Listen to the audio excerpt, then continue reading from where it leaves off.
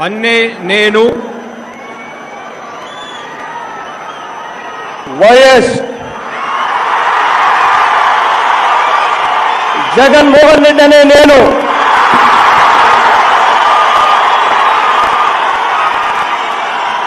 శాసనం ద్వారా నిర్మితమైన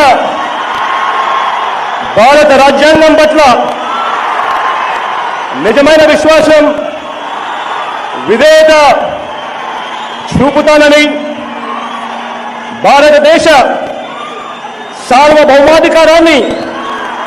సమగ్రతను కాపాడుతానని ఆంధ్రప్రదేశ్ రాష్ట్ర ముఖ్యమంత్రిగా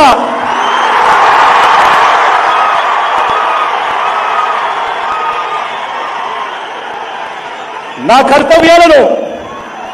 శ్రద్ధతో అంతఃకరణ శుద్ధితో నిర్వహిస్తానని,